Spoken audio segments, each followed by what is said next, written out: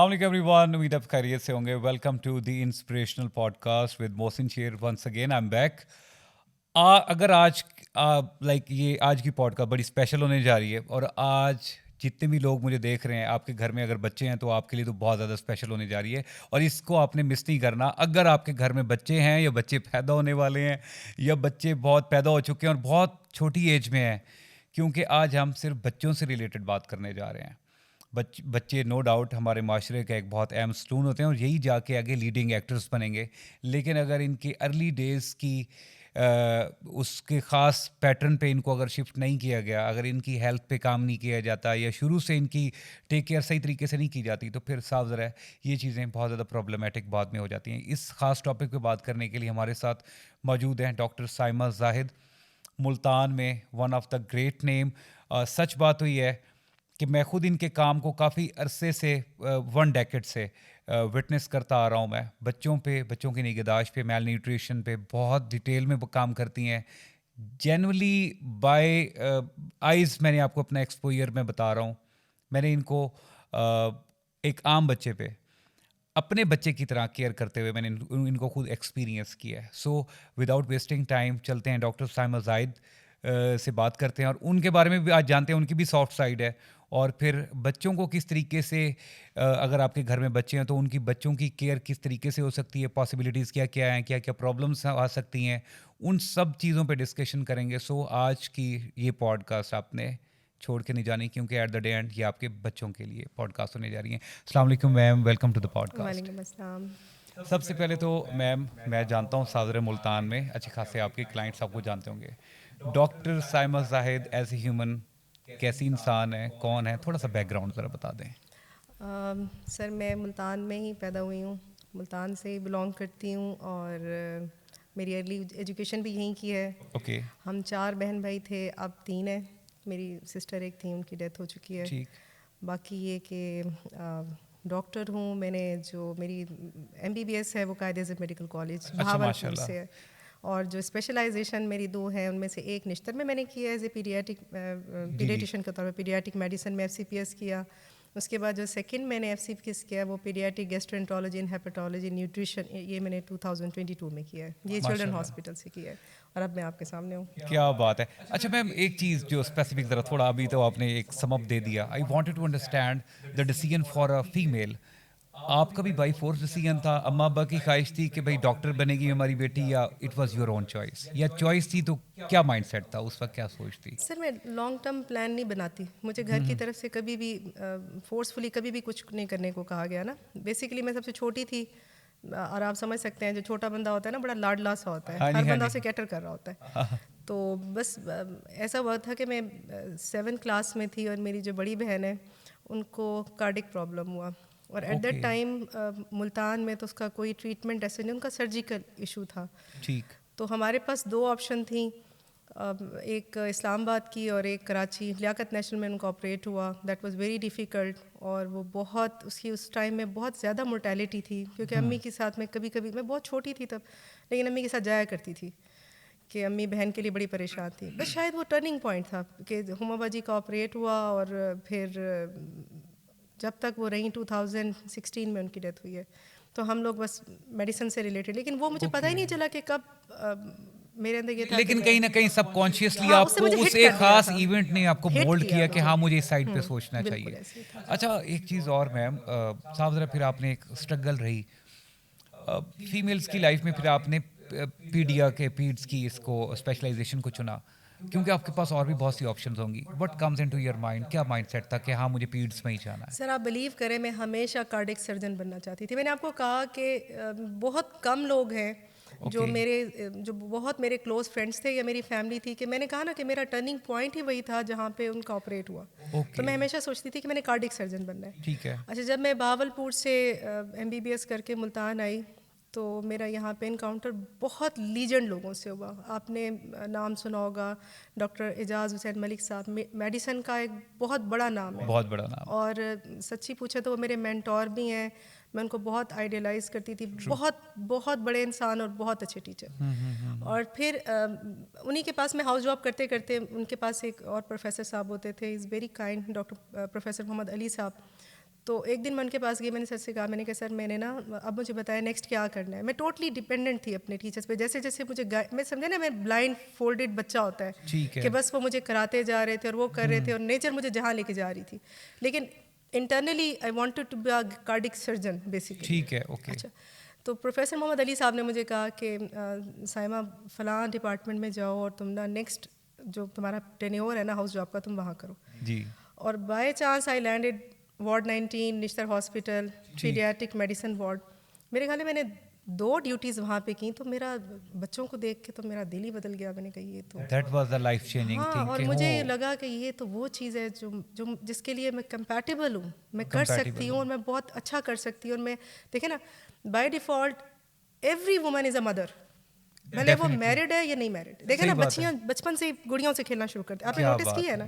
Yes. अच्छा, तो आप ना जब मैं बच्चों को हाथ में लेती तो मुझे पता ही नहीं चला कि मैं कब मेरे अंदर की एक ना एक नेचुरल हाँ, एक नेचुरली रेजोनेशन डेवलप अच्छा, हो और गई। एक चीज़ बड़ा मैं समझती हूँ कि पार्ट प्ले करती है।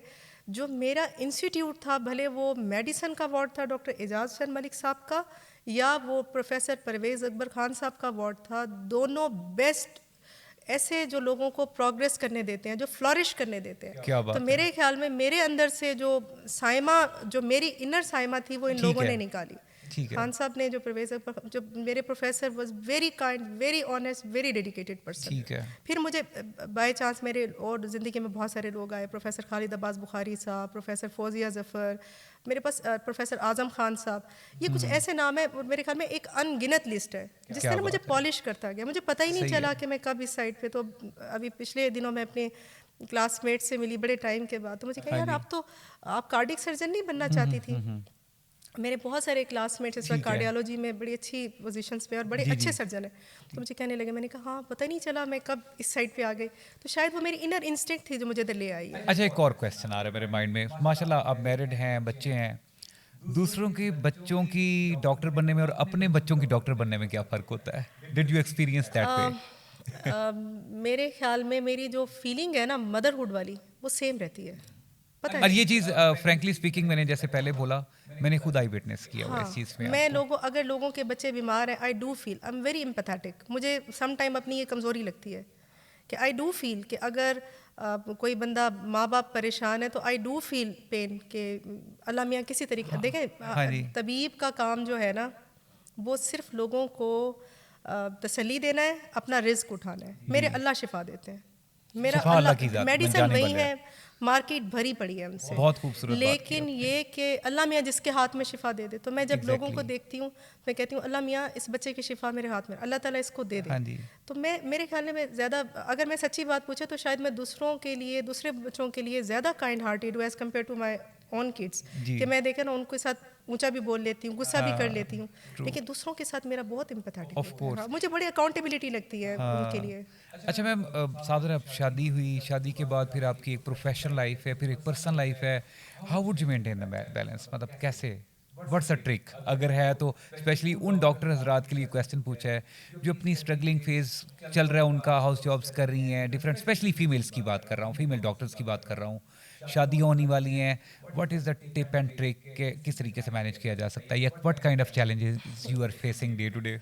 मेरे हस्बैंड ओके, क्या वो चैलेंज है या कोऑपरेटिव, कोऑपरेटिव? कभी भी देखें, मैं अपनी 3-4 दिन पहले मैं अपने हस्बैंड से ये बात कह रही थी कि हर काम, ये लोग तो इसको मजाक में ले जाते हैं, लेकिन इस एज में आके अब मैं इस चीज़ों को मैच्योरली एनालाइज करने लगी हूँ। हर कामयाब मर्द के पीछे औरत है, उसकी वाइफ, और हर कामयाब मैरिड औरत के पीछे उसका हस्बैंड है। क्या It's बात true, है, it's जिंदाबाद। true।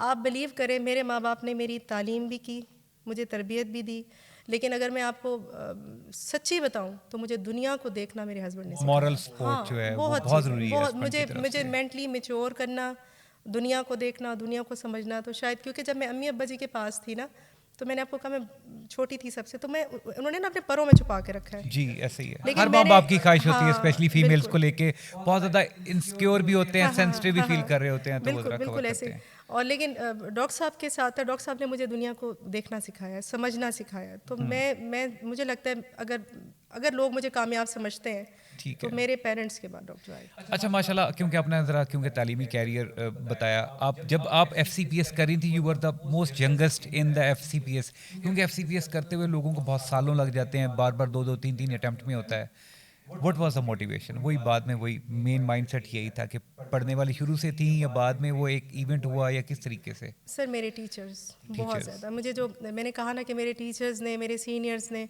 बहुत एहसान है उनके मेरे पे। ठीक मेरी है। उन्होंने मुझे कभी डीमोटिवेट होने ही नहीं दिया। मैंने कहा ना कि मेरे पास, मैं तो सारी दिन बोल सकती हूँ इस बात ठीक पे है। कि हाँ जी, अगर हाँ जी, मैं हाँ जी। अपने 2014 तक का अपना आपको जर्नी FCPS 1 का बताऊँ ट्रू। तो निश्तर का कौन सा ऐसा बंदा है जिसने मेरा साथ नहीं दिया। मैं सही और है। मैं I am indebted to professor Parvez Akbar Khan साहब, प्रोफेसर खालिद अब्बास बुखारी साहब, प्रोफेसर आज़म खान साहब, प्रोफेसर फौजिया ज़फ़र, मतलब और भी बहुत सारे, डॉक्टर अब्दुल गफ़ार साहब, मेरे कलीग्स बहुत इनकरेज किया। उसमें बहुत सारी मुझे हार्डशिप्स भी आई, हाँ जी। लेकिन इनका मोटिवेशन और इनका सपोर्ट इतना ज़्यादा था कि वो हाँ मुझे जी। माइनर लगने लग गई ना, ट्रू। कि वो मुझे उन्होंने कभी फील ही नहीं होने दिया कि मैं फ़ीमेल हूँ या मैं मैरिड हूँ। देखिए मैं मेरे ख्याल में after 1 year of my residency I got married, और साथ में बच्चे भी। तो मुझे बल्कि मैं एक बात मैं बताऊंगी कि मेरी बेटी पैदा हुई और मैं बड़ी परेशान थी कि मेरे ख्याल में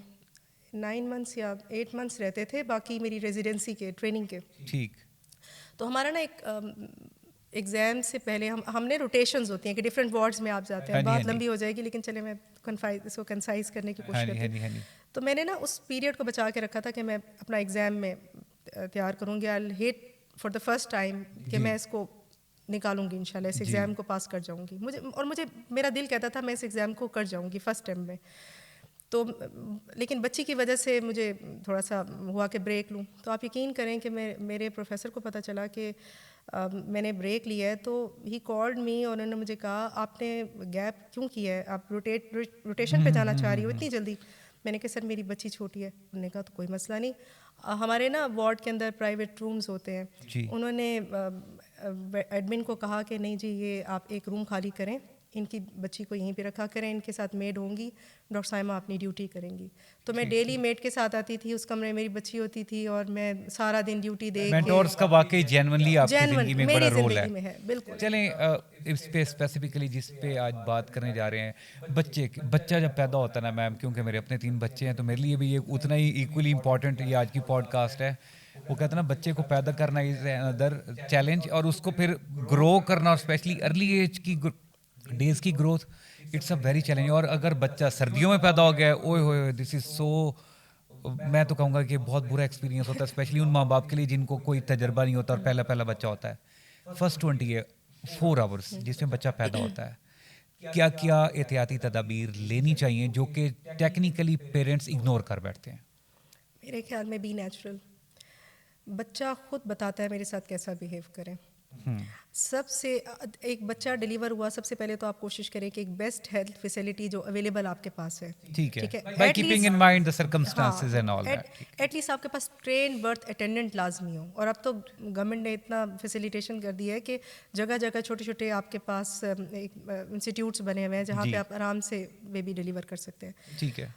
breast feeding Very important. right at birth, within 1 hour, even half hour of birth, breastfeeding, ठीक है। वैक्सीनेशन, टेम्परेचर मेंटेन करें कि ठीक है। आप ऑल ऑफ सडन बच्चे को बात ना दें, थोड़ा सा टाइम दें, बच्चा एनवायरनमेंट के साथ एक्लेमेटाइज हो जाए।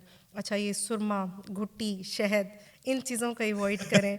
ओवर क्राउडिंग को थोड़ा सा करें, हाँ हैंड जी। वॉशिंग को थोड़ा सा आप ना Sanitization की तरफ जाएं, सैनिटाइजेशन हाँ को। जी। तो मेरे ख्याल में बच्चा खुद गाइड करता है कि बच्चा बोल नहीं सकता, हाँ जी। बच्चा अपने जेस्चर से ज़रूर शो करता है कि अब आप कि मेरे वो साथ इरिटेट हो रहा है हाँ, या वो कंफर्टेबल फील कर रहा है। बिल्कुल ऐसे। अच्छा, उसके बाद जो सेकंड स्टेज आती है वो फर्स्ट 40 डेज आते हैं, that is the most difficult part is this के, हाँ, जिसमें बच्चे के मूड स्विंग्स बदलते हैं, डे टू डे बेसिस पे वो तंग करता भी है, अटेंशन भी ग्रैब करता है। What are the like things के जो एक माँ बाप को, पेरेंट्स को, क्योंकि इनिशियली टेक केयर वही कर रहे होते हैं इर्द गिर्द पे, या दादी का रोल होता है, क्या फर्स्ट 40 डेज में सिचुएशन करनी चाहिए फर्स्ट जिससे 40 डेज में ना, सबसे पहले तो मैंने आपसे कहा कि ब्रेस्ट फीडिंग को कभी भी क्विट नहीं करना चाहिए। हमारे यहाँ कुछ मिथ्स हैं कि जी फर्स्ट 3 डेज में मिल्क नहीं आता। मैं कहती हूँ कैसे ऐसे हो सकता है कि अल्लाह ताला एक बच्चा दे और उसका रिस्क ना दे। हाँ जी तो जैसे ही बच्चा डिलीवर होता है फीडिंग भी फ़ौरन आ जाती है। जितनी जल्दी बच्चा माँ से अटैच होगा, लैच होगा, उतनी ही जल्दी फीडिंग लेट डाउन होना शुरू हो जाती ठीक है। ठीक है। नंबर सेकंड, जो आप मूड स्विंग्स कह रहे हैं, बेसिकली वो गैसी बेबी, आप कॉलिक का जिक्र कर रहे हैं। जी यूजुअली वो आना शुरू होते हैं सेकंड वीक पे। ठीक है मैं उन बच्चों की बात कर रही हूँ जिनके कोई एंटीनेटल रिस्क फैक्टर्स नहीं थे, जिनकी डिलीवरी बड़ी हारमोनियस कंडीशन में हुई, जो कि एनाटॉमिकली बिल्कुल फिजियोलॉजिकली बिल्कुल नॉर्मल बेबीज़ हैं, ये उनकी बात करी। तो वो 10 डेज़ के बाद उनको गैस का प्रॉब्लम होता है, जो कि एक नॉर्मल है और उसको नॉर्मल लें। ठीक है, जिसमें हम पेरेंट्स को कहते हैं कि आप ब्रेस्ट फीडिंग को कंटिन्यू रखें। बहुत सारे आपके इश्यूज तो इस ब्रेस्ट फीडिंग से ही सेटल हो जाएंगे। हाँ जी ना ठीक है। नंबर सेकंड, हम उन्हें कहते हैं कि जी आप उनको 28 डेज़ के बाद टमी एक्सरसाइजेज दें, कि यानी 1 से 1.5 मिनट तक आप बच्चे को टमी पे लिटाएं। अच्छा, इसी तरह हम उन्हें कहते हैं कि आप कोई घुट्टी नहीं दें, कोई पानी नहीं दें, कोई मिल्क को स्विच ना करें। बर्पिंग का बताते हैं, पोजिशनिंग का बताते हैं। तो अगर आप पेरेंट्स इस चीज़ को फॉलो करते हैं तो मेरा नहीं ख्याल कि उनको कोई इशू है। मूड स्विंग्स बेसिकली नहीं, बेसिकली बच्चा जो कुछ इंस्टिंक्ट होती है कि अगर बच्चे को स्टूल पास होने लगा है, पॉटी करने लगा है, तो वो थोड़ा सा उस फीलिंग को, जो पेरिस्टाल्टिक एक्टिविटी होती है ना, अनॉय करता है। हाँ जी, वो, हाँ जी, हाँ जी। वो आपको ना अलार्म दे रहा होता है कि Exactly. I am going to urinate, I am going to passing stool. ठीक तो वो, या फिर वो बताएगा जी टेम्परेचर ज़्यादा है, या वो हाँ जी, हाँ कहेगा जी। कि मैं बहुत ज़्यादा, आपने मुझे टाइटली बाउंड किया भाई, हाँ या जी, वो हाँ जी। कहेगा जी मेरा पैम्पर गंदा हो गया। ठीक ठीक है, तो ठीक वो ठीक आपको ना सिग्नल्स दे रहा होता है। आपने वो सिग्नल्स, जो सबसे बड़ी एक और पेरेंट्स गलती कर बैठते हैं, वो ये करते हैं, हर रोना भूख नहीं है। ठीक है आपको बच्चा बताएगा कि उसके ना कुछ साइंस आते हैं कि अब बच्चे को भूख लगी है। अगर मदर फीड पे है, मदर फीड की कोई टाइमिंग नहीं होती है। ठीक है, लेकिन अगर बच्चा फार्मूला फीड पे किसी भी मजबूरी से है तो एटलीस्ट 2 आवर्स का गैप करें। फिर दूसरा एक होता है कि पेरेंट्स ना जो मूड स्विंग्स या बच्चे इरिटेट हो जाते हैं, ब्रेस्ट फीडिंग वालों में ये सारे इश्यूज ना होने के बराबर होते हैं। जो दूसरे इश्यूज आ जाते हैं, जो फार्मूला फीड वाले हैं, वो फॉल्टी टेक्निक है कि सम टाइम वो क्या करेंगे, आधा ऑन्स बनाना शुरू कर देंगे। हम हमेशा उन्हें कहते हैं कि देखें, कंपनी क्लेम करती है कि 1 to 1, 2 to 2, यानी अगर आपने 1 ऑन्स पानी डाला स्टरलाइज तो आप 1 स्कूप डालेंगे, 2 ऑन्स पे 2। तो इस तरह सम टाइम होता है यार, वो कहते हैं कि नहीं ये इसने 1 ऑन्स पी लिया, अब ये आधा ऑन्स की भूख है, तो वो आधा बनाना शुरू कर देते हैं। ना ना ना, वो फॉल्टी टेक्निक से बच्चे को गैस्ट्रिक इश्यूज शुरू हो जाते हैं, बच्चा वॉमिट आउट करना शुरू कर देगा। सम टाइम बच्चा सिर्फ गैस से करे, बजाय इसके कि मैं उसे बर्प कराऊँ, मैं 1 सेकेंड ऑन्स बनाती हूँ और उसे दे देती हूँ, तो बच्चा अनकंफर्टेबल हो जाता है। नीचे गैस है, ऊपर से स्टमक उसका थोड़ा सा क्या कहना चाहिए कि एक्सपेंड हो गया है, तो वो बर्प करने की कोशिश कर रहा होता है, साथ साथ वॉमिट आउट करता है। तो फिर पेरेंट्स इस बात पे परेशान हो जाते हैं कि नहीं ये तो शायद दूध सूट नहीं कर रहा। अच्छा, सीजनल में भी, जैसे मिसाल के तौर पे मैंने खुद, मेरे पहली 2 बच्चे जो हैं वो सर्दियों में पैदा हुए।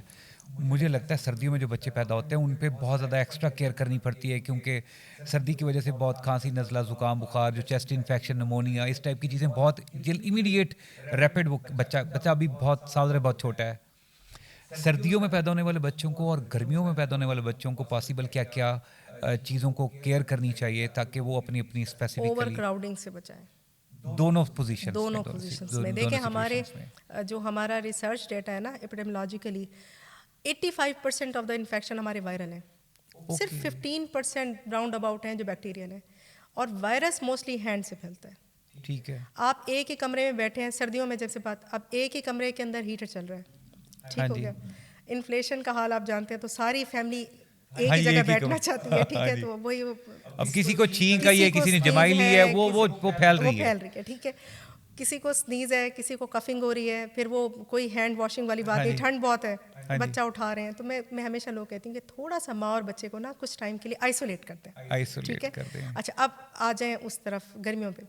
गर्मियों में यूजुअली ये होता है कि वहाँ डायरियल डिजीज बढ़ जाती हैं, जैसे सर्दियों में बच्चे को हर दूसरे दिन नहलाना भी स्टार्ट कर देते हैं। नहलाना भी, पाउडर, मैंने कहती हूँ पाउडर का मुझे मकसद बताएं। आप इसे गोरा करना चाह रहे हैं, आप अगर आपने फ्रेग्रेंस रिलेटेड है तो फिर तो आप कोई भी अच्छा सा लोशन भी यूज कर सकते हैं ना। तो पाउडर ना, powder is like a dust, आप वो मत, बच्चे के लिए तो डस्ट ही है वो। तो आप इसे कुछ ना करें, आप इसको बस, आपका बच्चा आपसे ज्यादा नीट क्लीन है, ठीक है, आप अकॉर्डिंग, अब मैं अगर ये कहना शुरू कर दूं कि नहीं जी हफ्ते में एक दिन छोड़ कर एक दिन, तो यार उस दिन मौसम कैसा है मुझे नहीं पता, तो आप मौसम के हिसाब से डिसाइड करें कि आपको क्या करना है ना। अच्छा, मैं स्पेसिफिकली मैं चाहूँगा कि आप उन लोगों को ज़रा प्रोमिनेंट होकर बात करें जिनका पहला पहला बच्चा होता है और वो पूरा ख़ानदान उनको चूमने खड़ा हो जाता है। हाँ, how it is feel like, मतलब ये आई थिंक दैट इज़, वो आप अपने मुंह से उसको बीमारी या मुंह पे प्यार करना, ये कितना डेंजरस हो सकता है। ये माँ के लिए बड़ा मुश्किल है इस चीज़ को रोकना। अभी मेरे पास कल एक मदर आई तो कहने लगी कि इसकी दादी कहती है हमने नहीं बच्चे पाले, तुम्हारा बच्चा, ये देखो ये कॉमन फिक्र है वैसे common भाई, फिक्र है। जो एक हमारी एज जनरेशन पहले है वो उनका क्या है कि हमने भी बच्चे पाले हुए हैं, पैदा किए हुए अच्छा हैं, तो पता है इसमें तो मेरी तो बहुत ज़्यादा मतलब इस चीज़ में इनकाउंटर होते हैं। माएँ बेचारी आके ना मुझे अकेले के कह रही होती हैं, हस्बैंड बाहर होते हैं तो कहते हाँ हैं जी। अभी मैं थोड़ी देर बाद ना अपने हस्बैंड को बुलाऊंगी तो आपने इनको बता देना है कि दादी मुंह ना चूमे।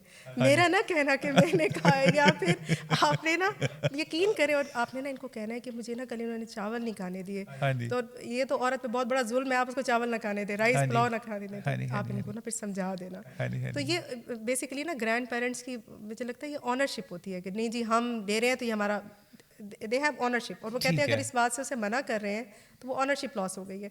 मैं हमेशा एड्रेस करती ही हस्बैंड और ग्रैंड पेरेंट्स को, मेरी हाँ बड़ी जी। कम इनकाउंटर होता है मदर के साथ कि नहीं सादर वो तो उस सिचुएशन को फेस उस कर रही सिचुएशन होती को है। फेस कर रही है, तो मैंने कहती हूँ आपने इनको गाइड करना है। सपोर्टिव हाँ, गाइडिंग हैंड्सपन है, हाँ, सपोर्टिव मैं ये हैंड्सपन कहती है, हूँ कि ठीक देखें है। आपने इन्हें मना करना है ये मुंह से प्यार ना करे, हाँ जी, हाँ जी, आपने हाँ इन्हें जी। मना करना है कि ये हाथ धो के बच्चे को उठाए, आपने इसे बताना है कि अपने आप को क्लीन करके ब्रेस्ट फीडिंग दे। ठीक फिर है। मैंने कहती देखें आपने कितना अच्छा अपने बेटे को पाला है ना माशाल्लाह, हाँ आपने जी। ऐसे इनको गाइड करना है, तो वो थोड़े ठीक से है। ना इस थोड़ा बात ओनरशिप ऑनरशिप आ दिखाती जाती है, है। वो कहती अच्छा मैम, 2 साल तक तो ठीक है, बच्चा फीड पे ही रहता है। Malnutrition is one of the common issue in Pakistan. बच्चों की ग़िज़ाइयत पे स्पेसिफिकली अब जैसे जैसे varieties dine in dine out start हो चुका है, लोग होटलिंग को प्रेफर करते हैं, घर के खाने लोग घर कम बनाते हैं। कांट यू बिलीव, हमारी अपनी फैमिलीज़ में भी बहुत से लोग हैं जहाँ पे 30 के 30 दिन बाहर से ऑर्डर हो रहा होता है किसी भी एक टाइम में। Can't you believe that. But the point is कि बच्चों में मेल न्यूट्रिशन का one of the core reason क्या है कि बच्चा 2 साल के बाद जब शिफ्ट मारता है, तो क्या चीज़ें ऐसी हैं जिसकी बेस पे मेल न्यूट्रिशन की तरफ बच्चा मोल्ड कर सकता है, जिसको फोकस करना चाहिए। अच्छा मैं आपकी ना बात को थोड़ा सा एक चेंज करूँगी। Pediatrician and parents are like a gardener. अगर मैंने माली को कहा है कि देखो मुझे ये प्लांट की शेप ना तुम हार्ट शेप में कर दो या हाँ मुझे जी। सर्कल कर दो, हाँ जी। तो प्लांट का हर बढ़ने वाला हिस्सा उसकी ग्रोथ है ना, हाँ जी, ऐसे ही लेकिन है। वो अपने हिसाब से उसको ट्रिम करेगा। ट्रू। ऐसे ही है ना, ऐसे वो ही है। अब उस ट्रिमिंग में हो सकता है वो थोड़ा सा उसको डैमेज भी कर रहा है, लेकिन वो हाँ जी। किसी ओवरऑल उसकी शेप का ओवरऑल निकाल उसकी रहा है। शेप हो जाएगी कुछ हाँ टाइम जी, के हाँ बाद, जी, हाँ ठीक है। जी। तो पेरेंट्स और पीडियाट्रिशियन दोनों को मिलके काम करना पड़ता है। वो बच्चे जो मदर फीड पे रहते हैं उनको माल न्यूट्रिशन रिलेटिवली कम होती है अगर माँ के न्यूट्रिशनल स्टेटस बेहतर है। अगर ठीक है। माँ का आयरन लेवल ड्यूरिंग प्रेगनेंसी अच्छा था ठीक है। तो बच्चे में आयरन डिफिशिएंसी अनलाइकली है फर्स्ट ईयर ऑफ लाइफ में। ठीक है। ठीक हो गया। अच्छा ये वो बच्चे फेस करते हैं जो कि बॉटल फेड होते हैं। ठीक है। ठीक है, अब उनको क्या किया, वो मीठा लवर हो जाते हैं ना कि कुछ टाइम आपने एक खास किस्म का उनको कंटेंट सारा दिन पिलाते रह गए ना, हाँ जी। और माँ फीडर गिनती है, अब 4 पी लिए, अब 5 हाँ पी लिए, जी। वो सिर्फ सेटिस्फाई रहती है। सेटिस्फाइड रहती है। असूलन ये बिल्डिंग ब्लॉक हमें राइट एट मैक्सिमम 5 मंथ्स, जो WHO कहती है डेवलपिंग कंट्रीज़ के लिए वो कहती है कि 6 महीने, जो डेवलप्ड कंट्रीज़ है उसके लिए वो कहती है 6 महीने के बाद आप कॉम्प्लीमेंट्री फीडिंग स्टार्ट करें, जी। और जो अंडर डेवलप्ड है वो कहते हैं आप 4 मंथ्स के बाद ही complementary feeding semi solid start करना शुरू जी। करें। ठीक है, अगर जो हमारे टेस्ट, आपने ज़बान पे छोटे छोटे दाने हमारे, ये हमारे टेस्ट बड्स हैं। हाँ जी। अच्छा ठीक है, उसका फ्रंट जो है वो थोड़ा सा नमकीन को करता है, हाँ जी। हाँ जी। दरमियान पीछे वाला बहुत ज़्यादा कड़वे को। तो जब बच्चे को री इंट्रोड्यूस कराते जाते हैं ना अर्ली, जब भी अभी बच्चा बहुत समझदार नहीं है, हमने जी। उसको मीठा भी खिला दिया, फीका भी खिला दिया, सॉल्टी का भी टेस्ट दे दिया, तो उससे होता है उसके टेस्ट बड डेवलप हो जाते हैं, उसका एक टेस्ट डेवलप हो जाता है। जी। जब हम लेट ये चीज़ें करते हैं ना 2 साल, अब 2 साल में बच्चे के टेस्ट बर्ड्स और उसकी जो क्या कहने चाहिए हैबिट है वो बॉटल पे कन्फाइन हो चुकी है। ठीक है। उस हैबिट को चेंज करना बड़ा मुश्किल है, और हमारी साइंस में ये कहते हैं, मेडिसिन में, कि 1 से 3 इयर्स का जो बच्चा है ना, हाँ जी। वो अपने आप को ना बड़ा अक्लमंद समझता है, ये सारे बेवकूफ़ हैं, वो थोड़ा हाँ सा ना जी। आ जाता है कि अथॉरिटेटिव होना शुरू हो जाता है। ठीक है। चलना हाँ शुरू जी। हो गया तो थोड़ा Exactly। तो वो थोड़ा रेजिस्ट करेगा। बेस्ट एज इज़ दिस कि आप 6 महीने जो जैसे ही बच्चे के गुजरे हैं या 5वें महीने के बाद आप सेमी सॉलिड इंट्रोड्यूस कर दें, ठीक है। और 8 मंथ्स तक आप बच्चे को ले जाएं कि जो वो हर चीज़ खाए। आप बिलीव करें, मेरे पास इतने अच्छी अच्छी फैमिलीज़ के लोग आते हैं, इवन ये कि डॉक्टर फैमिलीज़ के, कि जिनको मैंने उनको समझाया कि जी आपने सेमी सॉलिड करना है, और 8 महीने पे वो मुझे आके बताती हैं डॉक्टर साहब ये हमारे साथ बैठ के खाता है। सेमी सॉलिड में भी अगर थोड़ा स्पेसिफिक हो जाए तो ज़रा हाँ, थोड़ा आसान हो आप जाएगा। बनाना, खिचड़ी एक बेहतरीन ग़िज़ा है। आप ठीक खिचड़ी है। में किसी वक्त दालें मिक्स करें, आप कभी सब्ज़ी मिक्स करें, ठीक आप है। उसमें कभी मीट मिक्स कर दें, आप कॉम्बो बना सकते हैं। कॉम्बिनेशन ठीक है, बना। इसी तरह आप जो ये दालें हैं, आप 2-3 दालें सारी रात वो सोख रहे, मॉर्निंग हाँ में जी। आप उनको अच्छे तरीके से बनाएं। मैं ठीक है। हमेशा लोगों को कहती हूँ, हमारे बच्चे जो हमारी जनरेशन है ना, ये बड़ी टेस्ट कॉन्शियस है। टेस्ट तो आप टेस्ट ये ना कौन सा? समझे मैं फीका सा खाना बनाऊंगी तो ये खा जाएगा, हाँ नहीं जी, हाँ नहीं जी, नहीं, हाँ जी। आप उसको हर टेस्टी बनाए टेस्टी थोड़ा सा। बनाएं जिसको हाँ जी। आप भी खा सकें। हाँ जी, हाँ जी। इसी तरह यखनी है, इसी तरह कीमा है, हाँ इस जी। तरह डिफरेंट सब्जियों की आप प्यूरी बना लें। हाँ जो जी। मैं यूजुअली मैं प्रैक्टिकली लोगों को बताती हूँ, मैंने कहती हूँ कि जी आप 5 टाइम्स अ डे दें। मॉर्निंग और दोपहर का जो हाँ जी। बच्चे का लंच है और रात का डिनर, वो तो सॉलिड फूड हो। हाँ जी, ठीक है। फ्रूट को ग़िज़ा नहीं सोचना है। हाँ जी। आप 11 बजे के करीब फ्रूट इंट्रोड्यूस करें, और तकरीबन 5 बजे के करीब अगर आपका दिल चाह रहा है तो आप सवैयाँ दे दें, आप साबूदाना दे दें। ठीक आपने है। ना मॉर्निंग में उसको प्रोटीन दें, हाँ जैसे जी। एग हो गया, जैसे आप अच्छी सी चूरी बना लें हाँ मीठा जी। कम रख के, ठीक है। आप उसको फ्रेंच दे दें, फ्रेंच टोस्ट बना दें। अच्छा, आप उसे रोटी से भी खिला सकते हाँ हैं। जी। इसी तरह दोपहर के टाइम में आप यखनी बनाएं अच्छी सी, उसके अंदर रोटी को सोक कर दें। हाँ इसी जी। तरह उसी यखनी के अंदर आप राइस डाल सकते हैं, उसी यखनी में आप दालें डाल सकते हैं, आप आलू के साथ बड़ा अच्छा बना सकते इतनी हैं। चीजें आपने बता दी, कांट यू बिलीव, अदरवाइज एक आम बंदे के माइंड में होता है सीरियल एग। नहीं नहीं the only thing is serial egg, this is the semi company मेरे सॉलिड। मुखालिफ हो जाएगी। मैं ब्रांड को नहीं वो करना चाह हाँ रही। जी। देखें, जो मल्टी ग्रेन चीज़ें हैं ना अच्छी हैं, लेकिन फिर बच्चा ना टेस्ट डेवलप नहीं करेगा। हाँ जी। आपने जिसका नाम दिया, गुड, वेरी गुड, लेकिन ठीक है। आप उसको ये मत समझें कि मैंने इसको दिया तो ये कंप्लीट डाइट है। कंपनी तो डेफिनेटली क्लेम करेगी, ठीक है। सही है, ओके। लेकिन as a being a human हमें पता है यार, कार्बोहाइड्रेट्स भी चाहिए, प्रोटीन्स भी चाहिए, मिक्सचर चाहिए, ऑफ चाहिए। कोर्स मिक्सचर इसी तरह चाहिए। जो दोपहर वाला खाना मैं कहती हूँ रात में भी आप वही दें।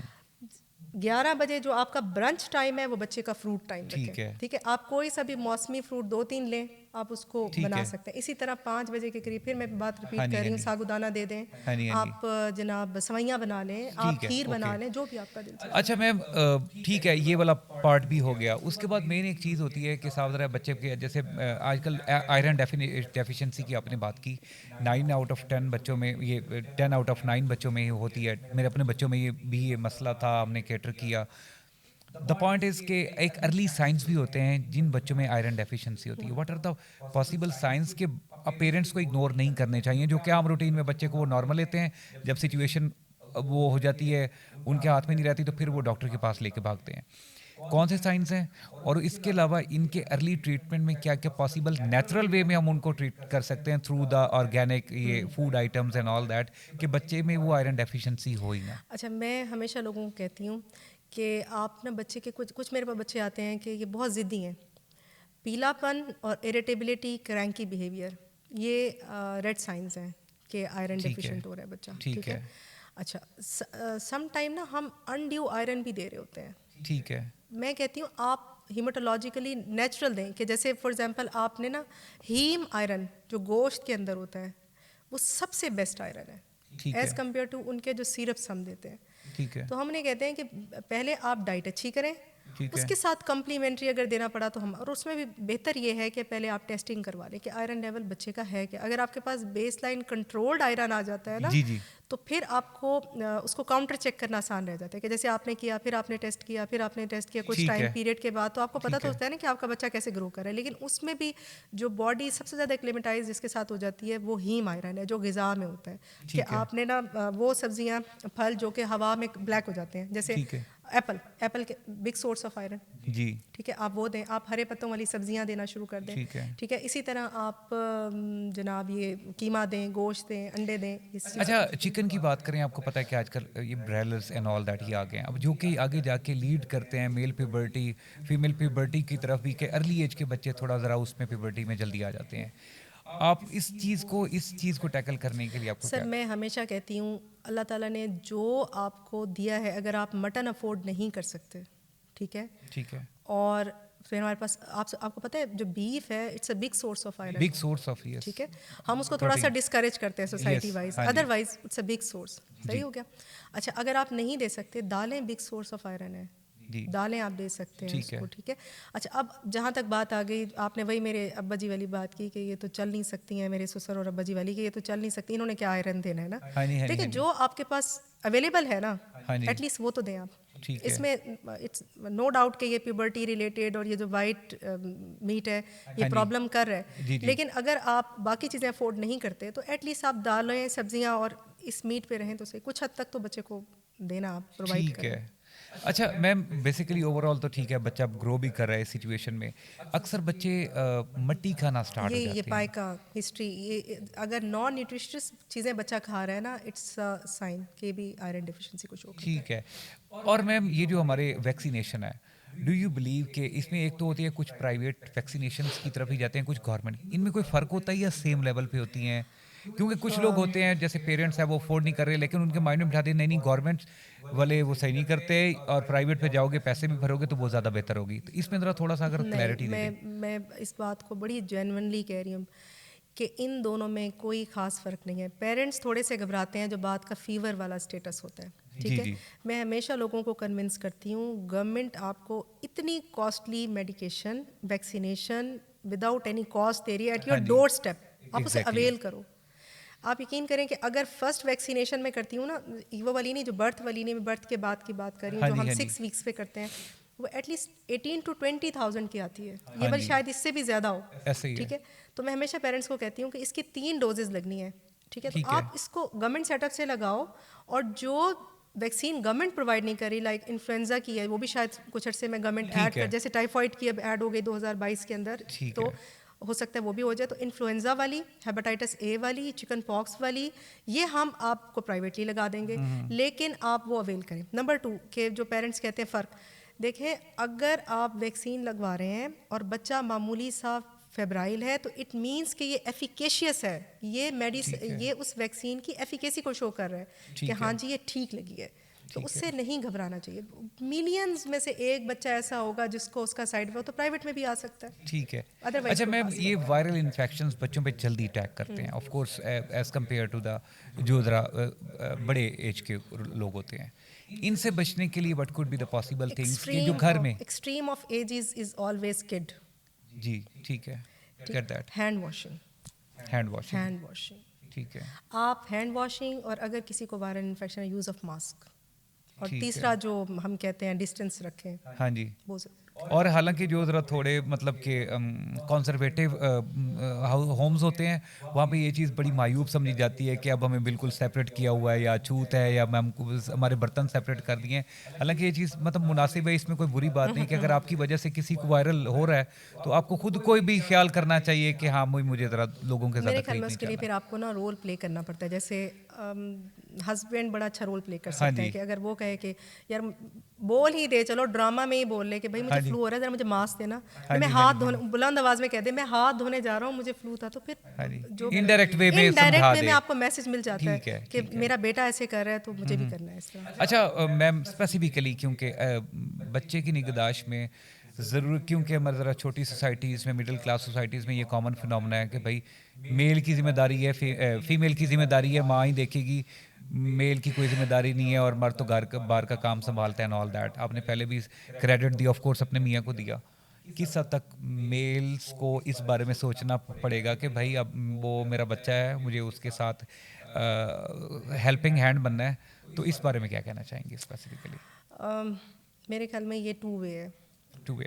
नंबर से मैं हमेशा पेरेंट्स को कहती हूँ, स्पेशली मैं हस्बैंड को जब मैं एड्रेस करती हूँ तो मैंने कहती हूँ, अगर आप चाहते हैं कि आपका बच्चा हेल्दी रहे, आपके डॉक्टर के विज़िट कम से कम हो, तो आप बच्चे से ज़्यादा अपनी वाइफ को फोकस करें, उसकी डाइट पे, हाँ जी। उसकी ओवरऑल मेंटल और फिज़िकल हेल्थ पे, हाँ जी। इस पे फोकस करें आप। ठीक है। अगर आप ये करेंगे, बीइंग अ फीमेल, मेरे ख्याल में जो फीमेल है ना, एक आम औरत, हाँ वो जी। टेंशन चाहती है ट्रू सिंपल, दैट। ठीक है। ट्रू आप दैट। उसको सारा दिन काम करना, उसको टेंशन दे दें तो वो हाँ फिर जी। एकदम से ना फ्यूल अप क्योंकि हो वो जाती है। अर्ली उसमें नरिशमेंट में बच्चे की उसमें वो खुद भी एक मूड विंग से मूड गुजर रही है, स्विंग्स स्विंग आते से हैं। गुजर रही तो होती है। अगर हस्बैंड और चलें, अगर फिजिकली वो उनके साथ हेल्प नहीं कर सकते, रातों हाँ को जी, डेफिनेटली उन्होंने सुबह अपने काम पे जाना है, हाँ रातों जी, को हाँ नहीं जी, हाँ जाग जी, सकते, तो इमोशनली उनको ज़रूर साथ दें उनकी। हाँ अगर जी, वो इतना भी कहते हैं आज आपने क्या खाया, हाँ अच्छा जी, आपने हाँ जी, हाँ फ्रूट्स जी। लिए, आपने वेज नहीं, अब या ये साइकोलॉजिकली इम्पैक्ट्स होते हैं साइकोलॉजिकली। जो कंफर्टेबल हाँ, क्रिएट कर बाकी कंफर्ट मैंने जोन आपको क्रिएट पहले करते बात हैं। स्टार्ट की थी कि फीमेल बाय डिफ़ॉल्ट माँ है, ठीक है। तो सिर्फ अच्छा हस्बैंड का। मैम, आपके ऑफ कोर्स इस पूरे एक्सपीरियंस में बहुत से cases day to day basis पे देखे होंगे, हार्डकोर केसेस। कोई एक ऐसा केस जिसमें आपको लगा कि हाँ that should be addressed at very first place, कि आपने सोचा ज़िंदगी में कभी मौका मिला तो मैं डिस्कस करूंगी कि भाई इस तरह की चीज़ों में आपने पहले ये काम क्यों नहीं किया, बच्चा बिल्कुल अब एक्सट्रीम सिचुएशन में मेरे पास लेके आ गई हैं। कोई माइंड में कोई ऐसा केस आता है आपके पास? नमूनिया वाले बहुत सारे बच्चे ऐसे आते हैं जो मुझे और लगता है कि उसके पेरिफेरल पॉसिबल पे। हाँ, रीजंस क्या होते हैं जिसकी वजह से वो निमोनिया के extreme? Late referral, specially from rural areas, hmm, कि एक इंजेक्शन है सेफ्ट्राक्सोन, पानी की तरह देते हैं लोग। तो ठीक है, हमारे इवन ये कि अब तो वैंकोमाइसिन इंजेक्शन, मुझे याद है हमारे प्रोफेसर साहब ने, हम 2012-13 की बात है, उन्होंने बैन कर दिया। उन्होंने कहा वैंकोमाइसिन मेरी एडवाइस के बगैर कोई नहीं लगाएगा। ठीक है, ठीक है, और अब वैंकोमाइसिन और सेफ्ट्राक्सोन लोग ऐसे लगा रहे हैं कि जैसे पानी की तरह। तो ठीक है, जब पेशेंट्स हमारे पास रेफ़र होके आते हैं ना, तो वो इतने डेटोरेटेड होते हैं कि उस टाइम में मेरा वाकई हम फील करते हैं यार ये थोड़ा सा अर्ली आ जाता। अच्छा, सम टाइम कुछ एक डिजीज़ होती है कार्डियोमायोपैथी, जिसमें पेशेंट को ना कंप्लेंट्स वैसी होती हैं, शॉर्टनेस ऑफ ब्रेथ हुई, कफ हुआ, फीवर हुआ, ठीक बच्चा है, थोड़ा सा सांस की तंगी होना शुरू, वो उसको नमूनिया ट्रीट कर, बेसिकली वो हार्ट का इशू होता है। ठीक है, हार्ट वायरल इन्फेक्शंस की वजह से या और डिजीज़ की कॉम्प्लिकेशन की वजह से बच्चे का ना हार्ट का साइज़ और पंपिंग जी, डिस्टर्ब हो जाती है। तो बहुत सारे बच्चे हमारे पास ऐसे आते हैं कि जो फील होता है कि यार ये अगर जी, पहले आ जाते तो शायद हम। तो मैं हमेशा ज़रूर अपने रूरल एरियाज़ के लोगों जी, को, लैक ऑफ अवेयरनेस की हाँ, वजह से। कहती कि आप अर्ली रेफरल कर दें। ठीक है, अच्छी बात है, पेशेंट ने आना वापस आपके पास ही जी, है, ऐसे ही लेकिन है। बेहतर ये है कि अगर वो एक ऐसे सेटअप पे जो टीचिंग सेटअप है जहाँ पे मल्टीपल लोग हैं, इवन ये कि हमारे जो कॉम्प्लिकेटेड पेशेंट्स होते हैं ना, हम आपस में कलीग भी डिस्कस कर रहे होते हैं कि यार ये केस इस तरह मेरे पास आया, बताओ इसको क्या किया जाए। ठीक है, तो अच्छा हम कहते हैं चलो इसको ना वार्ड में एडमिट कर लेते हैं, फिर सब मिल के देख लेंगे। हाँ जी, हाँ जी, तो हाँ जी, एक मेरे ख्याल वन हैंड की बजाय आपको मल्टीपल ओपिनियंस लेनी चाहिए। ठीक है। टेक्निकली मैम, अब देखूं लास्ट 2 क्वेश्चंस हैं इनफैक्ट। आप कहीं ना कहीं डॉक्टर के रूप में भी एक माँ का रोल अदा कर रही हैं, ऑफ कोर्स आप उन्हीं तरह के छोटे बच्चों को डील करती हैं आप, क्योंकि लास्ट ईयर में it's a bit little emotional question could be for you कि आपने अपनी वालदा को लूज़ किया, और क्योंकि आप डॉक्टर हैं तो आप, बंदा जब जा रहा होता है तो of course you exactly know, हाँ आप अपने आप को मेंटली प्रिपेयर कर रही थी। मिस करती हैं वालदा बहुत को? बहुत, मैं दो लोगों को बहुत मिस करती हूँ, बल्कि बीइंग अ बेटी मैं अपने फादर को भी मिस करती। मेरे फादर माशाल्लाह हयात हैं, लेकिन ज़ाहिर बात है मैं मैरिड हूँ, मेरी अपनी हाँ एक जी, लाइफ है। हाँ, मैं अपनी रिस्पॉन्सिबिलिटीज़ बहन हैं, और अम्मी को बहुत मिस करती हूँ, मिस बहुत करती से। हैं। मैम स्पेशली वो फीमेल्स जो डॉक्टरी फील्ड में आ चुकी हैं, अब वो वापस तो नहीं जा सकती, उनको क्या रिकमेंड करना चाहेंगी specifically by keeping in mind अपनी पर्सनल लाइफ को प्रोफेशनल लाइफ को बैलेंस करने के लिए? What is the key trick, कहाँ जिसमें आपको लगता देखें, है कि बाय नेचर अगर मैं माँ बनी हूँ ना, मैं बाय चॉइस बनी हूँ, हाँ जी, ठीक है, तो मेरी प्रायोरिटी मेरे बच्चे हैं।